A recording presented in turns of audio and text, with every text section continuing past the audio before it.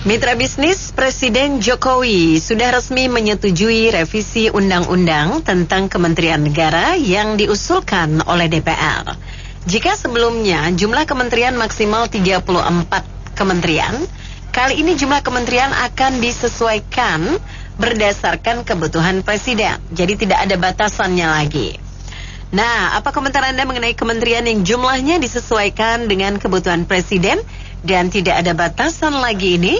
Silakan kami tunggu di 633-9160, WhatsApp call di 0816-924-924. Silakan, mitra bisnis. Secara teori sih sebenarnya benar, setiap presiden kan punya keahlian berbeda, ya kan? Jadi harus disesuaikan dengan kemampuannya. Cuma paling tidak kan ada GBHN-nya yang sekarang ini kita kehilangan arah nih.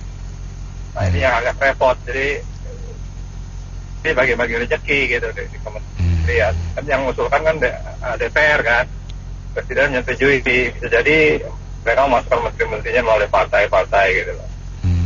Nah kalau presidennya betul, memang rancangan sesuai dengan program yang akan dijalankan, saya rasa itu bagus. Jadi saya sangat tidak setuju, karena kalau kabinetnya besar, itu berarti anggaran APBN-nya juga besar. Itu kan uang pajak rakyat. Sementara negara Amerika aja di bawah 30. Jepang apalagi sekitar 20. Jadi ini pemborosan gitu. Saya nggak setuju dengan pendapat penelpon sebetulnya sebelumnya soal bagi-bagi rezeki. Bukan soal itu. Ngurus negara itu ngurus untuk rakyat. Bukan untuk pejabat gitu. Terima kasih. Nah, kelihatannya ada rencana bunyi apa gimana ya untuk memenuhi IKN kali Mas. Kalau jumlah menterinya banyak kan otomatis ASN-nya juga bertambah tuh. Rekrut secara besar-besaran, nah, tapi dengan syarat mau jadi menteri boleh tapi harus pindah ke IKN. Mungkin itu pakai Mas. Tapi saya juga sependapat dengan sebelumnya, saya nggak setuju uang pajak saya dipakai buat itu. Mendingan irit tapi jumlahnya sedikit yang efektif. Itu pendapat saya loh. Tapi kalau yang lain menginginkan gemuk terus dapat bagi-bagi cuan, bagi-bagi apa ya lagi ya. Nah kok di Indonesia itu serba apa ya, berjemaah. Iya, jadi ya perlu gemuk. Pokoknya duit itu rasa dihitung lah. Yang penting anggota aku madu nih gue kabinet. Ya, saya dulu ini pengagum Pak Jokowi loh. Mulai dari beliau masih menjabat sebagai wali kota, kemudian ke gubernur, naik menjadi presiden. Akan di awal-awal masa pemimpinannya, beliau ini masih termasuk person yang selalu mengedepankan kepentingan rakyat banyak gitu. Tapi entah mengapa ya menjelang beliau selesai masa jabatan kok banyak sekali ya keputusan-keputusan beliau yang sangat bertentangan dengan image beliau sebelum-sebelumnya gitu. Apakah ini beliau ada tekanan dari orang kanan kiri atau memang, tapi saya sih yakin bukan sifat asli Pak Presiden ya. Saya rasa sih punya tekanan dari kanan kiri sehingga memaksakan Pak Presiden untuk menyetujui undang-undang tersebut. Karena hal ini sangat berbahaya apalagi jika untuk presiden-presiden berikutnya. Bisa juga nanti setiap ada pilpres semakin banyak pendukung, tambah lagi kementerian-kementerian yang seharusnya nggak ada diadakan. Jadi yang ada malah nanti menimbulkan banyak celah untuk pertama korupsi, kedua untuk bagi-bagi kekuasaan, yang pasti nanti yang akan jadi beban tuh rakyat kecil.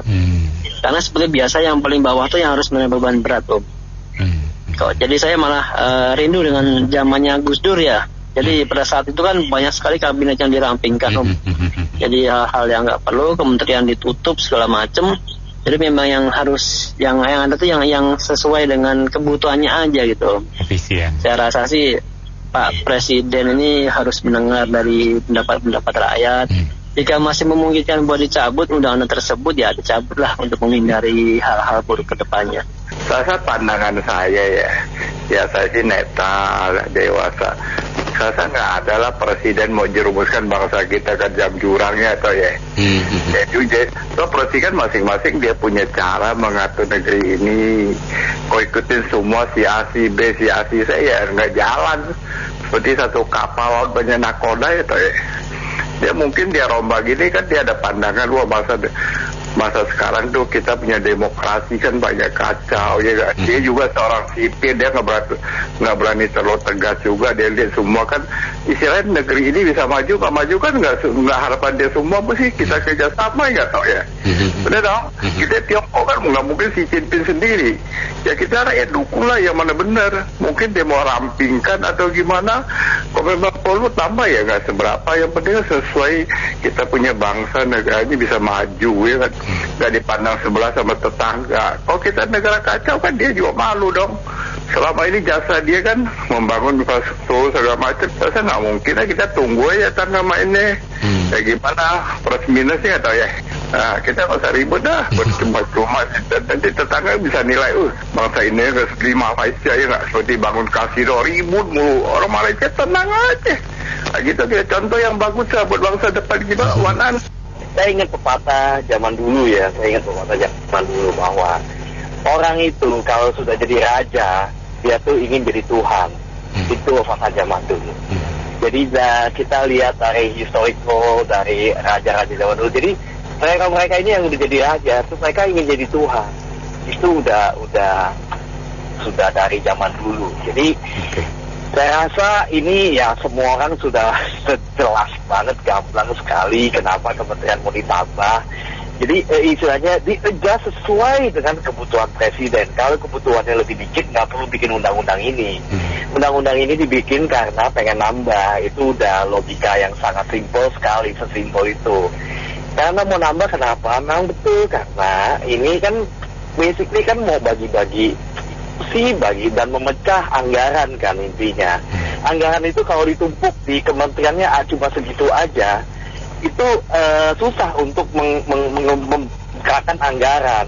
Itu juga sesimpel itu logika itu. Jadi nggak usah lah kita terlalu naif, masyarakat kita ini selalu naif, enggak lah. Itu sesimpel itu.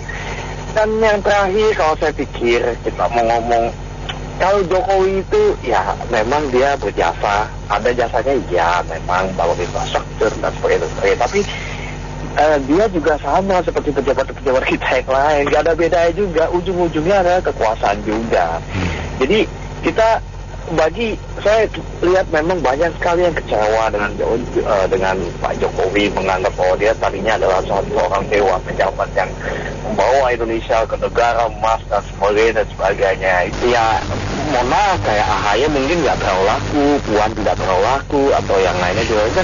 Kebetulan nanti laku ya dijual. Jadi again jangan ini sesimpel itu adalah cuma untuk adalah kekuasaan. Enggak lah, saya nggak kita nggak usah terlalu jauh ngomong negara emas, bonus demografi dan sebagainya.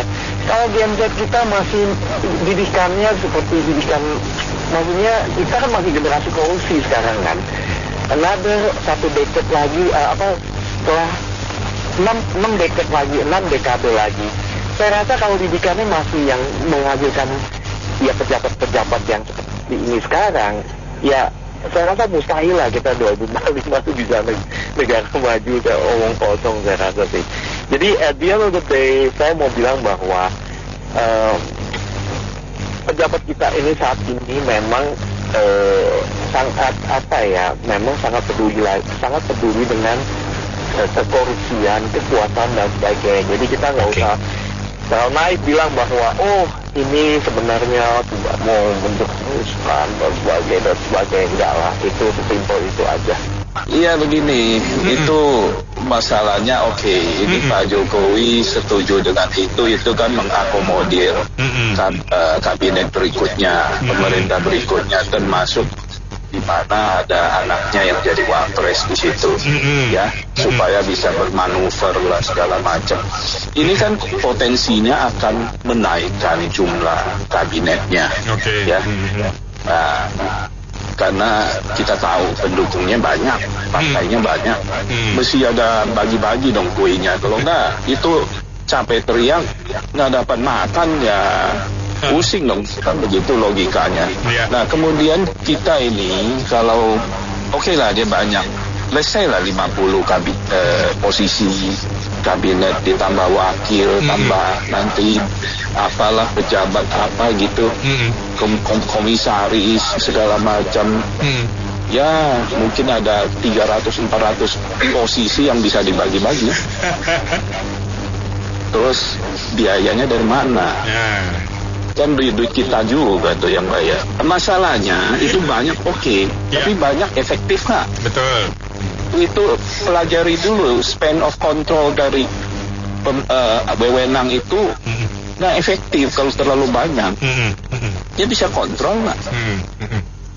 Kita lihat kinerja menteri yang sekarang ada, amburadul, kayak udah mau selesai sih ya. Jadi ngomong juga asal, keputusan juga ngaco. Pokoknya asal, yang penting top di top of mind-nya medsos. Dibicarain terus supaya diingat sama penguasa.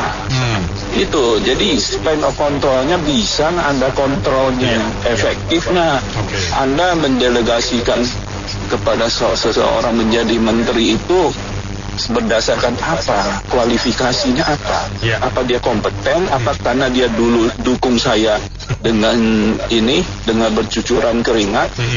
Nah itu kan intinya. Makan sore enaknya sama ikan teri ditemenin sama nasi. Kalau soal bagi-bagi kursi menteri, banyakkan dikit gak masalah, yang penting bisa ngasih solusi. Ya itu dia cakep lah. Iya, hujannya rata tapi kursinya rata gak ya Mas? Iya. Ikan teri di sungai berantas, kebutuhan menteri tidak terbatas. Itu kan sesuai dengan semboyannya Gemoy. Jadi menteri itu nanti kan pasti akan lebih banyak, gak mungkin dikurangin dari 34. Jadi ya Gemoy lah. Dan ini kan drama belum selesai, drakornya belum selesai, sutradara masih tetap berkuasa. Ini belum nanti bagi-bagi menterinya. Jadi kalau kemarin itu kan jatah uang makan 400 triliun jadi 71 triliun. Itu udah berubah kan. Nah sekarang ini nanti menteri ya suka-suka dia lah, menang kok gimana. Jadi ya suka-suka dia lah. Itu namanya Hanurata. Harta Nusantara dibagi rata. Sebenarnya saya juga suka bingung ya. Sebenarnya kan jadi suatu pejabat itu atau pimpinan lah ya. Saya juga kan pernah menjabat gitu ya. Kalau sudah masa-masa begini, udah di akhir harusnya tidak perlu bikin kebijakan yang strategis gitu ya. Jadi ya hal-hal yang biasa saja intinya harusnya. Tapi sebenarnya masih ada yang lebih krusial kan. Seperti misalnya contohnya undang-undang kemiskinan itu udah belum, itu kan lebih penting ya. Saya pikir gitu aja sih pendapat saya. Mudah-mudahan presiden kita Pak Jenderal Prabowo Purnawirawan ini orang pintar ini, nggak mau dia didikte-dikte orang. Mudah-mudahan direvisi lagi lah peraturan-peraturan yang tidak memihak ke rakyat itu. Pak Prabowo ini banyak belajar dari Gus Dur, dari mantan mertuanya juga. Itu yang baik-baik dicerna lah semua, diambil yang baik. Jangan yang jelek-jelek ditinggalkan sekarang ini. Jadi mudah-mudahan nanti Pak Prabowo nanti akan merevisi jam begitu saja. Makasih. Assalamualaikum. Berita seperti begini sih kelihatannya kecenderungannya nanti nih, ini kan pasti Presiden Jokowi buat aturan ini bukan untuk sekarang ya, pasti nanti ujung-ujungnya buat jabatan Pak Prabowo nih hubungannya. Kalau menurut saya, analisa saya begitu. Kalau sampai dia rubah itu menjadi tidak ada batasannya, artinya kan kalau dia mau nambah 10 orang, monggo. Nggak mungkin dikurangin misalnya dari 30 jadi 20, kemungkinan itu sangat kecil. Karena dari dulu-dulu dengarnya infonya Pak Prabowo ini mau nambah menteri dan seterusnya. Kalau ini terjadi, ya siap-siap APBN bengkak, korupsi makin tambah banyak, pajak semakin giat di istilahnya dikerok terus kepada orang-orang, khususnya mereka yang sudah bayar pajak dengan benar. Kalau yang belum bayar pajak sih mungkin oke lah, kamu Uber silakan. Tapi kalau yang sudah benar dia terus cari, kalau bisa sampai ke pelosok-pelosok kaki meja juga dicari tuh. Nah, jadi kalau saya lihat begini ya, kalau tidak ada efisiensi, tidak ada contoh yang baik dari presiden dan wakil presiden, ini negara pelan-pelan nanti akan bengkak utangnya, dan seterusnya akhirnya yang menjadi beban adalah masyarakat kecil. Terima kasih. Ya, saya kebetulan pengen ngomong. Udah seminggu kali saya tak ngomong. Jadi kalau ngelihat tema yang Anda bahas, ini mirip-mirip dengan kemarin, hubungannya sama DPR. Jadi begini penilaian saya ini Mbak Anita. Kalau kita bicara politik, kita bicara negara. Nah sebetulnya yang dibutuhkan masyarakat, demokrasi itu kan demos, kratos. Jadi kedaulatan di tangan rakyat. Rakyat itu nggak butuh, lu mau 40 menteri, kayak 34 menteri, mau 80 menteri, 100 menteri pun pernah zaman Bung Karno kan. Yang dituntut rakyat itu buktikan rakyatmu sejahtera, aman, nyaman, damai, lingkungan terjaga dengan baik, itu cuaca juga terjaga dengan baik, energi baik. Jadi intinya, ini kalau bicara DPR sekarang ini orang-orang politik, mereka yang dipikirin itu tahta harta. Kalau tahta harta dapat, yang laki-laki nanti wanita berikut yang dipikirin. Kapan mereka mikirin rakyat? Jadi kalau dari persepsi saya, sebetulnya yang dibutuhkan bangsa ini yang pertama itu penegakan hukum. Beberapa komentator dari para pendengar tadi pagi saya dengerin sesiannya Mbak Nena ya. Beberapa pendengarmu itu terus korupsi itu sikat dulu itu. Nah kan nggak ada, termasuk calon presiden yang akan datang ini. Nggak ada mereka ngomongin penegakan hukum. Kenapa pertanyaannya? Ya karena dia termasuk salah satu yang yang melanggar hukum barangkali ya. Jadi nggak mungkin dia membahas itu. Yang dipikirin makan siang gratis nih apa ini? Mutunya rendah sekali. Sementara Pak Jokowi ya selama kebijakan itu menguntungkan Pak Prabowo dan wakilnya, ya pasti tanda tangan dia. Jadi sedih lah melihat bangsa ini. Makanya kita tahanin, banyak kontemplasi, perenung, jangan terlalu banyak mikirin politik. Nanti rusak saraf kita.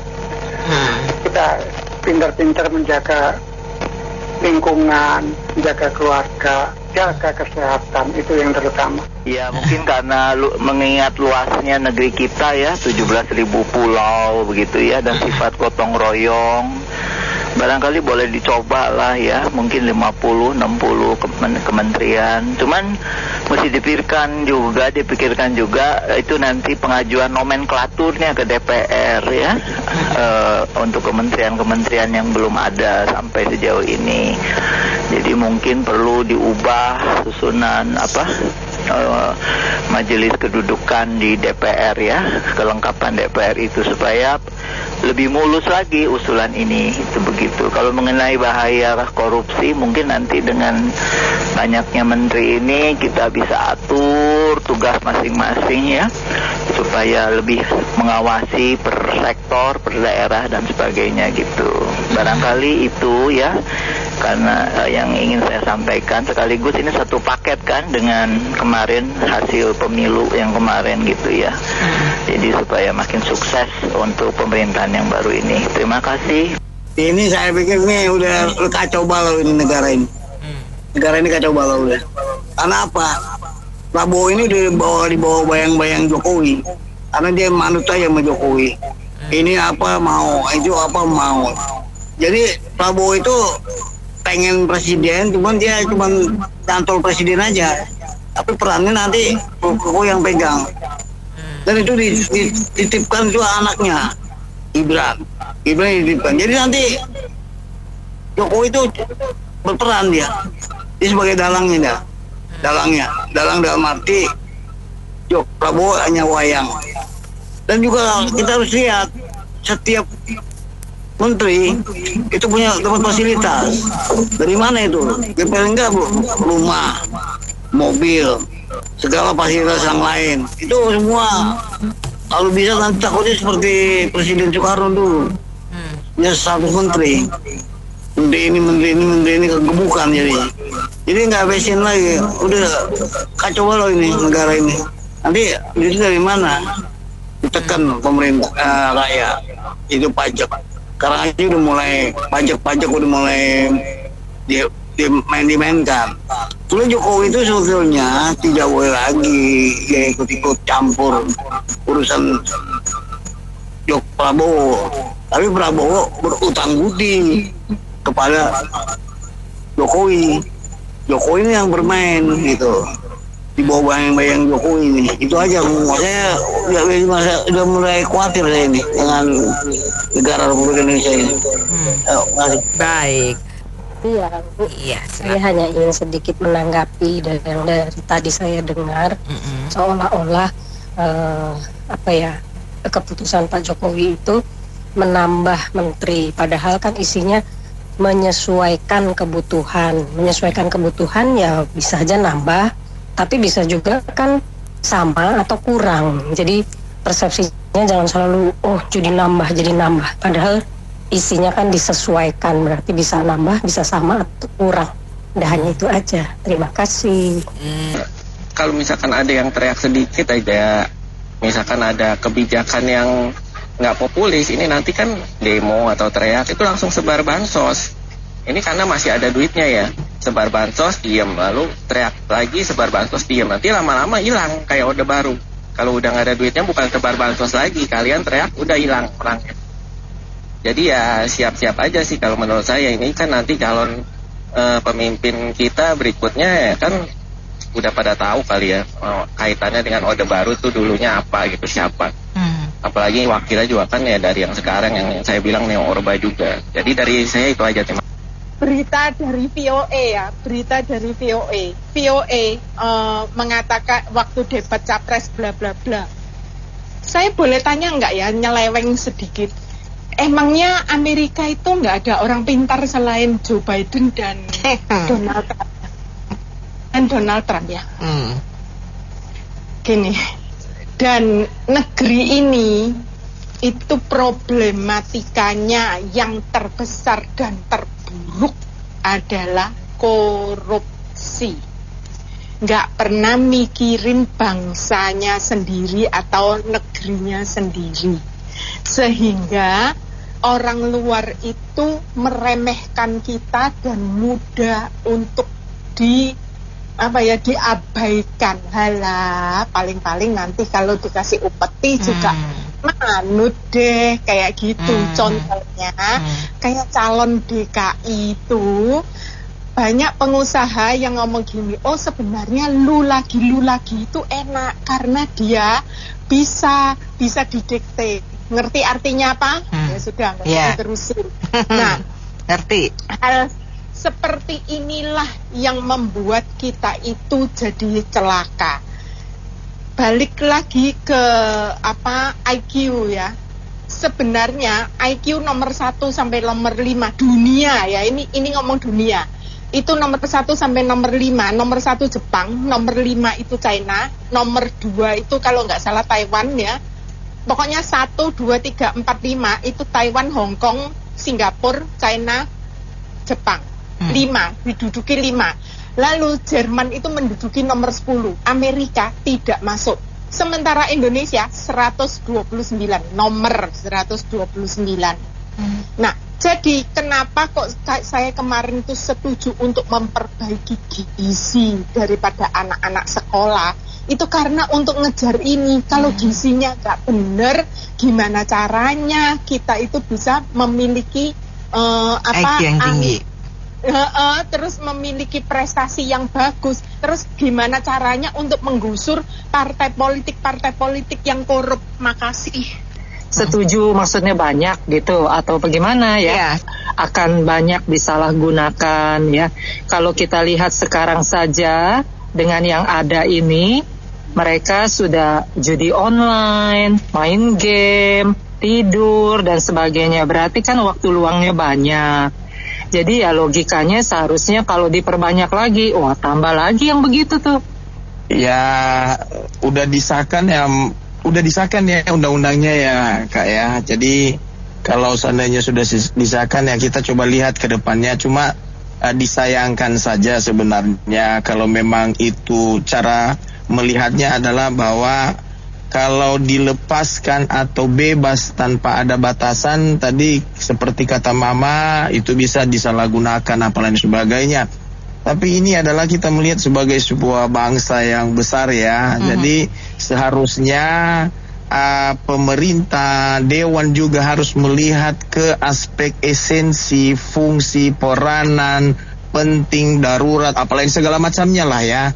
Artinya bahwa harus ada batasan terhadap hal itu. Sebab kalau tidak nanti beda pemimpin, beda lagi pola, beda segala macamnya, akhirnya seolah-olah pengelolaan negara tidak terarah gitu kan. Karena kenapa tidak ada batasan?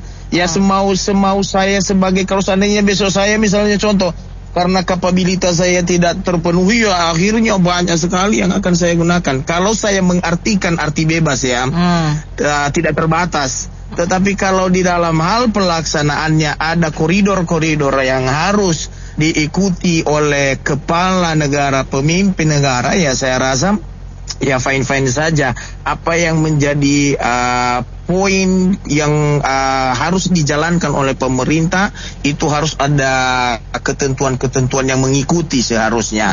Karena ini tadi disampaikan kepada kita adalah bebas tidak terbatas itu seolah-olah fungsi dari beberapa pemerintahan yang ada di bawahnya, lembaga-lembaga yang ada di bawahnya, kementerian-kementerian yang ada di bawahnya, nanti seolah-olah itu adalah terlalu besar ruang atau kelonggaran dalam hal pekerjaan, sepertinya pengelolaannya ya fine-fine saja, biasa-biasa aja, tidak ada keseriusan. Karena kenapa? Nah nanti kan ada si A, nanti kan ada si B, ada si C dan sebagainya.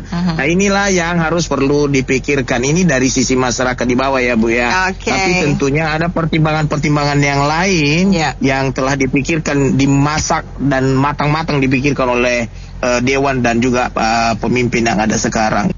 Seperti yang tadi disampaikan sebelumnya ya, bahwa udah terlanjur disahkan, berarti pengendaliannya nih yang penting nih.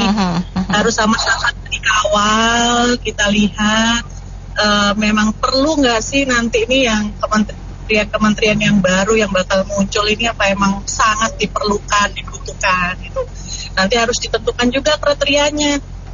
Dibutuhkannya ini yang seperti apa gitu, ada batasan juga. Jadi bukan hanya tidak terbatas ya, mungkin tidak terbatas, tapi ada koridor-koridor yang harus diperhatikan gitu. Terus yang kedua, perlu dievaluasi lagi kementerian-kementerian yang sudah ada ini, apa perlu di merger nih? Jangan-jangan emang sudah terlalu gendut, terlalu santai gitu.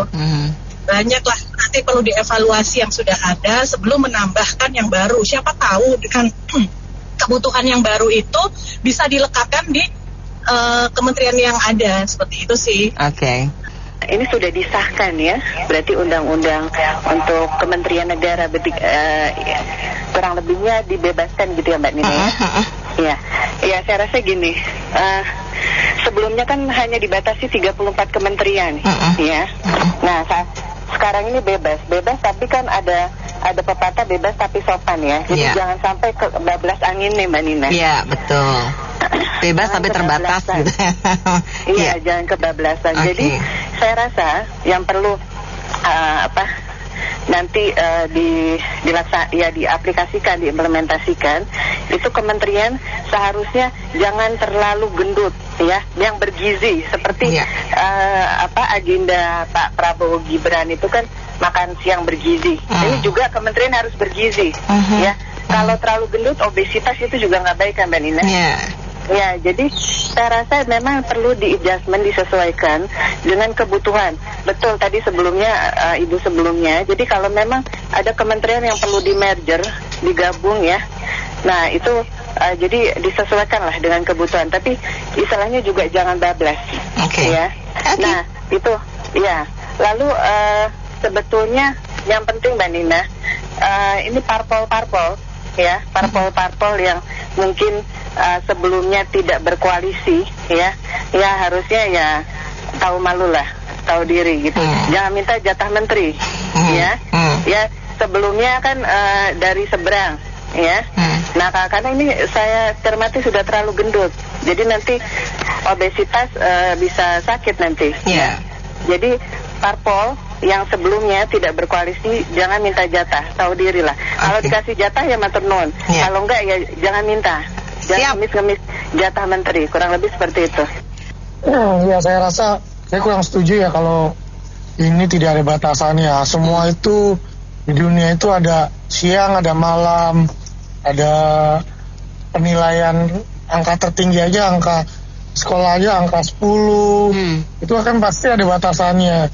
Nah begitu juga menteri gitu, kalau misalkan tanpa ada batasannya ya nanti semau-maunya aja presiden mau selagi itu dia butuh menteri yang nggak ada batasannya ya udah ada menteri ini, ada menteri ini, ada menteri ini, jadi nggak jelas gitu. Itu kan semua menteri itu kan emang nggak digaji, kan digaji butuh anggarannya kan dari mana, dari rakyat, dari pajak. Nah itu gimana pertimbangannya gitu. Anggota DPR juga harus meyakini bahwa ini harus ada batasannya gitu, maksimum berapa, itu akan jauh lebih efektif ketimbang tidak ada batasannya. Menterinya itu yang dipilih harus berjiwa Pancasila, membela bangsa dan negara, bukan memajukan kantong sendiri. Negara ini incaran dari luar, nggak boleh begitu. Itu juga harus mencerdaskan rakyat, sekolah-sekolah, bukannya kasih makanan doang. Itu gurunya harus sekolahnya harus dibangun yang terpencil-pencil gitu, biar anak-anak bisa sekolah, diajar kecerdasan. Jadi menteri-menteri banyak-banyak buat apa? Yang bisa dia kerja dong gitu. Gitu aja ya Bu. Terima kasih Bu Yuli. Yang lainnya saya Mary Agustin.